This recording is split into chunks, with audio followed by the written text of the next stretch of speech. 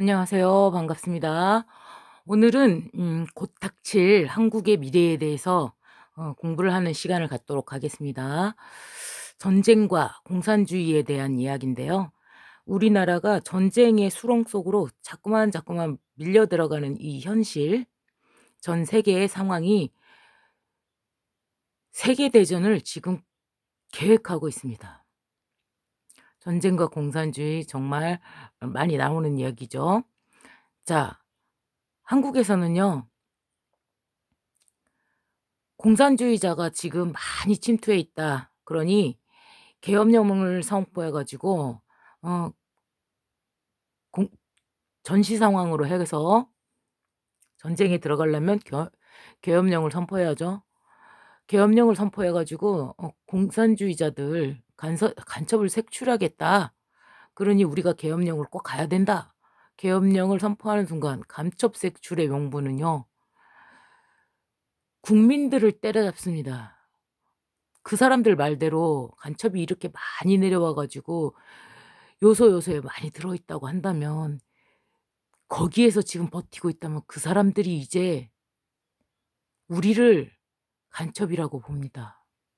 그렇기 때문에 이 진짜 간첩을 색출한다고 한들 몇 명 되지도 않고요. 이 계엄령, 간첩을 색출할 명분을 가지고 이 휘둘렀던 이 총칼은 국민들을 향해서 간첩을 몇 명 색출을 했다고 쳐도 그 계엄령의 칼은, 그 칼과 총은 일반 국민들을 꼼짝도 못하게 할 그 명분으로 쓰게 됩니다. 제발 착각하지 마시기를 바라요. 그 계엄령이라는 것은 굉장히 무서운 겁니다. 내가 어느 날 정부에서 시행하는 그것이 너무 복잡하게 이렇게 돼 있어서 나하고는 전혀 맞지 않고 해서 내가 정부에 대한 비판을 하나 했을 때, 나는 당연히 공산당이 아니지만 "너희들이 가는 것이 공산당으로 가는 것 같다." 이렇게 말 한마디만 잘못해도 색출돼 가지고 조사받고, 아니 그러니까 "네가 왜 이런 걸 적었냐. 어쨌냐." 막 조사하고 가장 센 형벌을 주겠죠. 더 이상 못하게요. 지금 한국은 거기까지 와 있는데, 전쟁의 그림자가 매우 드리워져 있는데, 자, 중국과 러시아, 미국의 상황을 알려드릴게요. 자, 중국에서는 최근에 위안화로 오일을 결제해 버렸습니다. 오일 오일 국가들이 중국의 위안화를 석유 대금으로 받았어요. 그래 가지고 상하이 그 국제 금 거래소에서 그걸 찾아갔다, 이런 얘기가 있었고요. 또 점점점 LNG랄지 이게 필요한 에너지나 뭐 이런 것들을 국제 거래가 위안화로 결제하는 것이 하나씩 늘어나고 있습니다. 자, 그러면은 인제 벌써 위안화는 금본위 위안화로 결제해 가지고 돈 받았으면 위안화로 상하이 금방에서 금을 결제해 갈 수가 있기 때문에 금 본위의 화폐가 돼 버렸죠. 그러면 이 화폐는 이제 기축통화로서의 자질을 갖춘 거죠. 지금 역할을 하고 있는 거죠. 자, 그렇게 되면 중국은 부채가 지금 어마어마해 가지고 지금 터지기 일보 직전이지만, 자, 지금까지 흑자를 내 가지고 벌어온 그 통화 양은, 부채가 너무 튀겨졌다고 하더라도 이제 위안화를 찍기만 하면 석유도 바꿀 수 있고 LNG도 바꿀 수 있고 다른 것도 다 바꿀 수 있게 되어 버렸어요. 그럼 이게 뭡니까? 위안화가 돼 버렸어요, 기축통화가요. 자, 이거를 왜 허용해 줬을까요? 다른 그 누구도 할 수 없는 2 인자의 지위에 있었기 때문이죠. "봐봐. 니네 이거 봐봐. 결제 다 할 수 있잖아. 들어와, 들어와." 이렇게 하는 거죠. 그래 가지고 얘네들이 열심히 뭐 이것도 위안화로 결제하고 저것도 위안화로 결제하고 막 이렇게 되면 중국은 그 많은 부채가 이제 부담이 없습니다. 찍기만 하면 돈입니다. 이 위안화는 기축통화라는 것은 무엇이죠? 기축통화라는 것은 전 세계 조공량을 뜻하는 것이지 이 부채는 기축통화국에서 발생한 그 부채는요. 전 세계에서 내 나라로 달러로 종이 돈 달러만 찍었어. 근데 그 달러로 얼마만큼의 물건을 달러를 주고 받아왔냐 요겁니다. 그 양을 말하는 거예요. 갚는 액수가 아니에요. 1 인자가 뭘 갚아 어디다 갚아. 자기네가 돈만 찍어서 이만큼 사 온 거야. 그만큼 사 온 거야. 그래 빚을 지긴 졌지 전 세계에다가 얻어먹고 사니까. 그지만 그건 우리가 쓸 수 있게 너의 안보를 보장해 주면서 쓸 수 있게 한 거니까 그럼 먹고 땡인 거예요. 얻어먹고 땡인 거예요. 그걸 갚은 사람이 없어요. 갚을 생각도 없고요. 자 그런 사람인데 그런데 자 미국이 또 흘리고 있습니다. 중국은 인제 난리가 났죠. 2 인자로서 권위가 어마어마하게 높아졌습니다. 땅바닥에 있던 그 권위가 세계 2 인자로서 땅바닥에 있던 그 권위가 하늘 높은 줄 모르고 올라가고 있습니다. 위안화가 5일 결제를 해 버렸는데 어 그 그렇게 해 버렸는데 기축통화라고 돼 버렸는데 자 그거는 미국이 풀어 놓은 장치입니다. 자 보세요. 중국아 "내가 기축통화의 맛을 보여주겠다." 그럼 중국이 한번 맛을 봤단 말이에요. 기축통화의 위력. 오일도 결제되고 LNG도 결제되고 아우 러시아랑 뭣도 해도 결제되고 국제 거래가 막 하나씩 하나씩 첫 거래네 어쩌네 하면서 막 늘어납니다. 자 위안화는 이제 찍기만 하면 돈이에요. 그러면 이 위안화가 무너질 필요가 없어집니다. 그냥 대장이 먹는 거 내가 먹는 거죠. 전 세계의 조공량이 미국의 사경이 넘는 그 부채의 양이라고 했는데 그건 부채의 양이라기보다 전 세계에서 내가 삥 뜯은 양이에요. 그 삥 뜯은 거를 왜 갚습니까? 달러를 줬는데 달러 주고 받은 건데. 그렇게 되면은 귀축통화가 되는 순간 이 국가의 부채는 갚을 필요가 없어져요. 그리고 또 다른 면에서 대만한테 또 흘려주죠. 대만이 무기를 엄청 실이 어마어마하게 주문을 했는데 미국이 그러죠. "아직 안 줬어. 아직 안 보냈다." 막 이러는 거죠. 그럼 대만에 지금 공격할 수 있는 무기가 얼마 없다는 얘기죠. 그런 자료들을 자꾸 흘려. 그 중국이 마음 먹고 있겠어요? 안 먹고 있겠어요? 내가 인데께 저 미국하고 싸웠을 때 내가 맨날 꾸랑지만 했는데 말이야. 근데 말이야 지가 1 인자면 내가 2 인자인데 이거 한번 엎어 버려? 땅덩이도 비슷하고 인구는 우리가 훨씬 더 많은데 말이야. 기축통화 되니까 아니 이 지금 지방 정부랑 뭐 이런 거 지방 정부들 부채 많아 갖고 쓰러지기 직전인데 우리 찍기만 하면 되는 거 아니야 기축통화. 그러면은 러시아가 아니 중국이 1 등의 자리에서 쓸 수 있는 이 맛을 봤잖아요. 기축통화의 맛을 봤잖아요. 누가 인정해 준다고 해서 통화가 아니라 기축 통화가 아니라 이 통화로 우리나라 통화로 다른 전 세계 나라들과 거래할 수가 있다면 그건 기축 통화입니다. 중국 중국의 위안화가 이제 기축통화가 되어 버렸죠. 자, 그리고 우리 대통령들이 미국에서 우리 대통령한테 "전쟁에 본격적으로 가담해라." 그렇게 미션을 주신 것 같은데, 그래서 한국이 뭐 우크라이나 그 사모님 옐렌스키 사모님을 만나 가지고 뭐 전쟁에 필요한 것을 뭐 지원해 주겠다 어쨌다 막 이렇게 나섰다고 하는데, 러시아 전쟁에 끼어들게 되면요.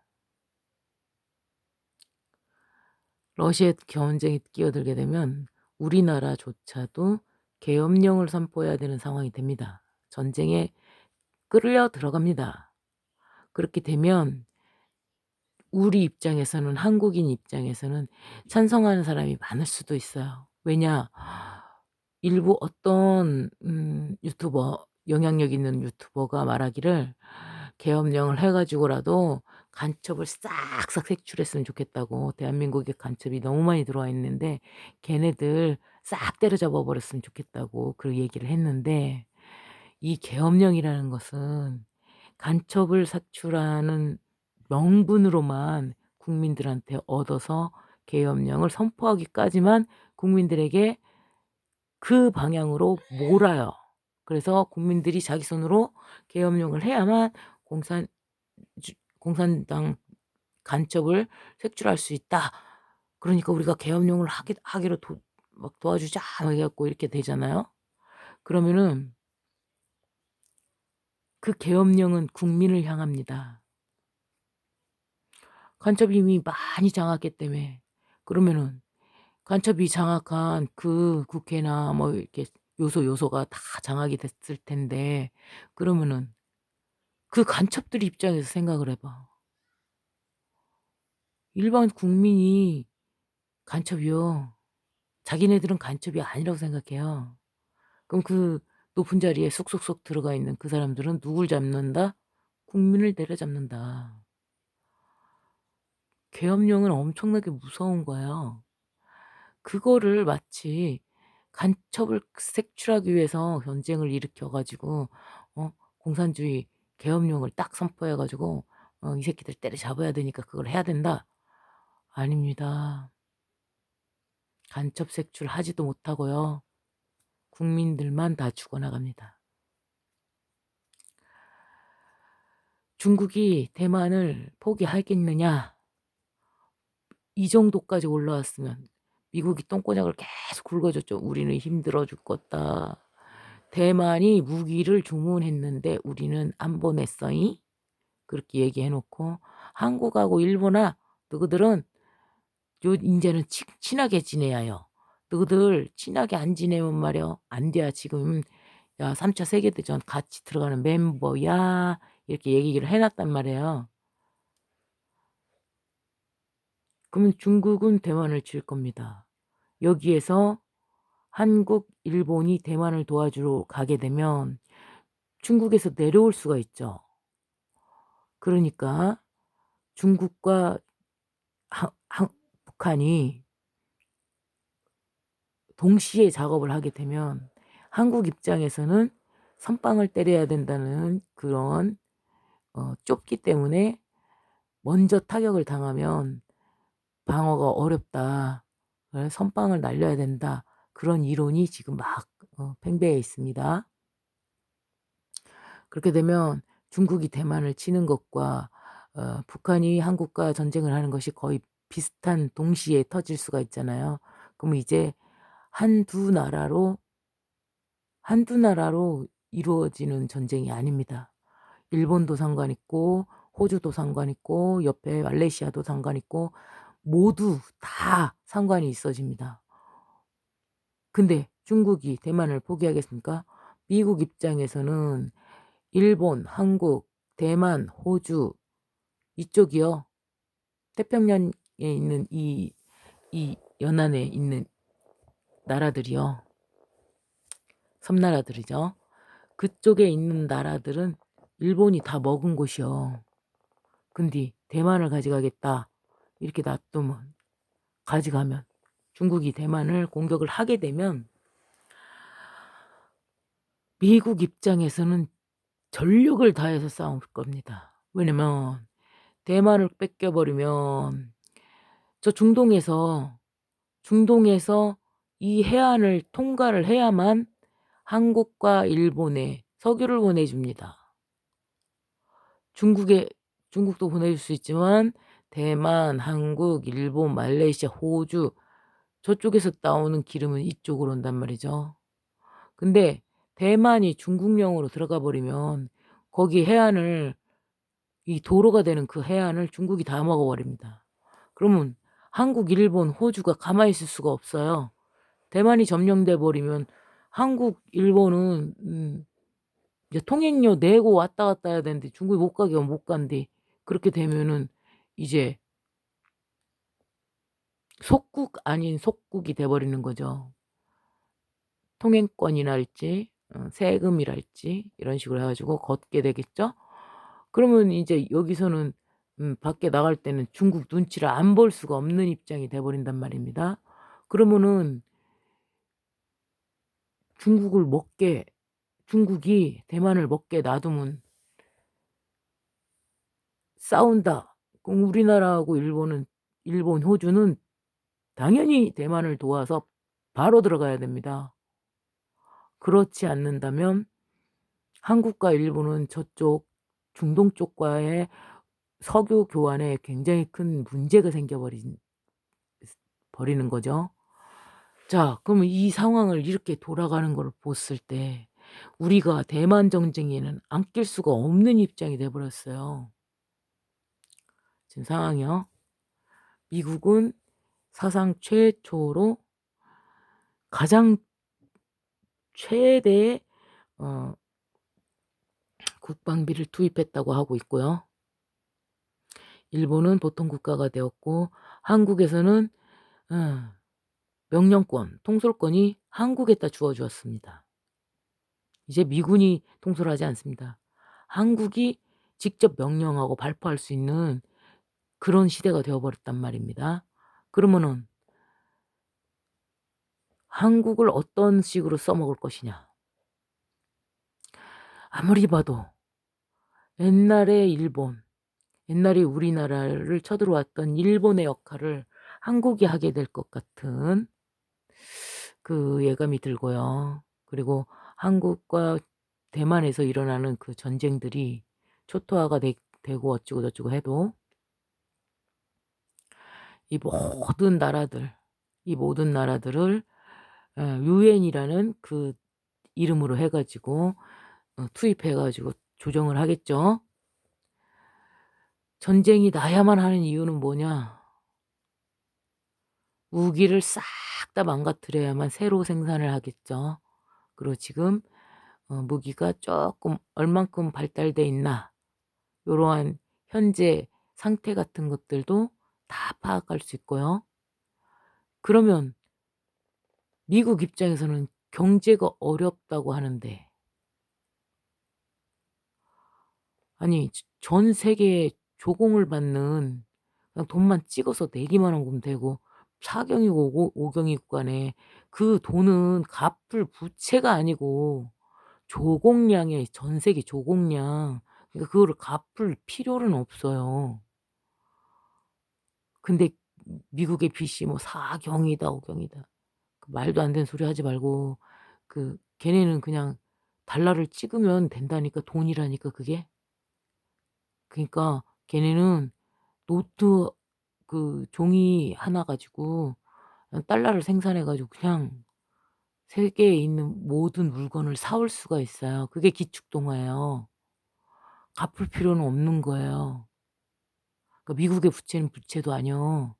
그런데 사람들이 착각하는 게 뭐 걔네들 어렵다고 그냥 막 이렇게 하잖아요. 그럼 막 심리적으로 막 이래요. '진짠가? 정말 저렇게 하면 힘든 거야? 그런 거 안 하면 안 되는 거야?'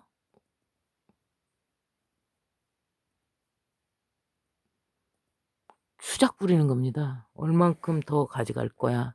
당당하게 전 세계를 대상으로 이번에는 양털을 얼만큼을 깎겠다. 그것을 올리는 것이 그게 양털 깎기예요. 증액 한도가. 그런 것들을 전체적인 것을 다 보았을 때 중국 2 인자의 똥구멍을 긁어주면서 자 중국아 너 기축통화 맛 봤지? 자 니네가 찍기만 하면 니네 부채는 날아가는 거요. 아무 이상이 없어지는 거요. 자 중국아 니네 위하나 찍기만 하면 돈이요. 이제 세계에서 다 써. 이게 기축통화라고요. 중국은 위하나 찍기만 하면 되는 거 아니요. 그죠? 그러면 미국하고 똑같은 지위를 갖게 되는 거잖아요. 근데 미국이 패권자인 미국이 중국을 놔둘까? 이 함정으로 계속 몰아넣는 이유가 뭘까? 중국에서도 2 인자일 경우에만 오는 어 시험이 있죠, 시험. 저것들 진짜 말려버리고 내가 진짜 기축통화로 돌아가 버려? 기축통화 되니까 너무 좋구만. 우리가 찍기만 하면 이놈을 갖다가 어? 기축통화인 게 찍기만 하면 우리 인제 부채가 없어지는 거 아니요. 그런에도 부채 때문에 힘든 거는 기축통화가 되기 전이죠.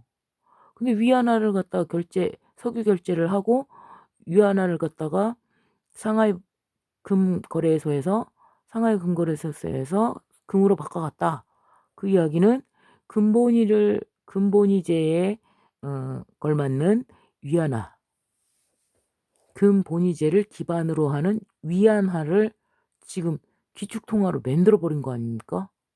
그러면은 중국과 미국의 한판승 거대한 제3 차 대전이 지금 예약되어 있는 거라고 봅니다.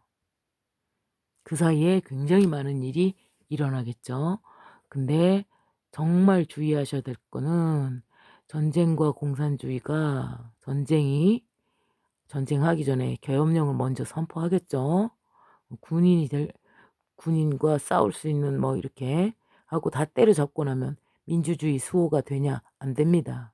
이미 전쟁을 치르면서 공산주의로 갔기 때문에 국민들을 다루는 게 너무 쉬워졌는데 명령만 하면 끝나는데 그것을 없애고 지금 전쟁이 끝났으니까 이것을 없애고 민주주의로 돌아갈 수 있냐? 없습니다. 사람이라는 건 그렇지 않습니다. 높은 자리에 있는 사람들은 어 철저한 지배를 하고 싶어 하지 나의 집중된 권한을 나에게 집중되었던 그 권한을 나눠주는 것을 싫어합니다. 그럼 국민들은 저 계엄령 때문에 너도 나도 죽어나가는 것이지 간첩이라고 몰아버리면 간첩이 되는 거예요. 간첩 색출한다는 명분으로 국민들 때려잡는 것이 아니겠습니까? 절대로 다음번 선거에서 우리가 이미 선거 조작이 다 들어가 있기 때문에 이건 반반 딱 나눠줘 버려야지 한쪽으로 몰아줘 버리면은 계엄령 선포가 너무나 쉽다는 거. 나눠 놨어도 위에서 내려온 명령을 안 따를 수는 없으니까 나눠 놔봤자 그렇게 계엄령 선포할 수 있게끔 찬성해 가지고 바로 들어갈 수 있는 그 상황이 될 거라고 생각해요. 자 지금 시국이 참 어렵게 됐습니다. 우리나라도 빚이 많고 중국도 빚이 많고 일본도 빚이 많죠. 근데 기축통화인 그 나라들을 생각해 보면요. 경제가 완전히 뜨고 이렇게 발달이 되었을 때 부동산 값이 완전히 치솟아갖고 완전 부채 국가를 만들어 버리고 나서 전쟁으로 몰고 그 알맹이까지 싹 다 주인이 바뀐 다음에 행님들의 나라로 주인이 싹 바뀌고 나면 나라들은 부자 나라가 되는데 그 국민들은 200만 원밖에 못 버는 거지들로 추락해 가지고 굉장히 그 부자 나라에 살게 되는 그러한 형국을 어 보죠. 그러니까 그 나라를 완전히 다 먹었다. 그러면 그 나라의 통화는 기축통화가 됩니다. 참 어려운 시점에 우리가 와 있는데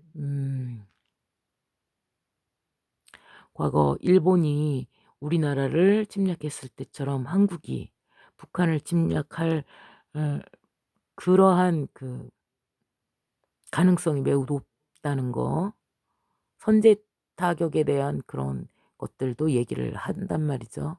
"낌새가 이상했을 때 바로 쏘아 버리겠다. 먼저 맞으면 데미지가 너무나 크다." 뭐 이런 주장을 하고 있고요. 예. 그러니까 대한민국이 그렇게 되든 저렇게 되든 결론은 공산주의로 갈 개연성이 가장 높습니다. 전쟁을 참여할 거고 공산주의, 신공산주의겠죠. 공산주의로 통제될 가능성이 매우 높아집니다. 이 국민들은 사실 이 전쟁에서는 큰 손들만 돈을 벌고 이 작은 이 국민들은 거기 전쟁에서 피해도 보고 다 하겠죠. 그리고 나서 쪼끔 더 말 잘 듣는 공산주의 체제 아래서 쪼끔 더 말 잘 듣는 그러한 국민들만 있게끔 만들려는 것이죠. 아 제발 음 계엄령이 선포되지 않길 바라고요. 이것을 막을 수 있을까?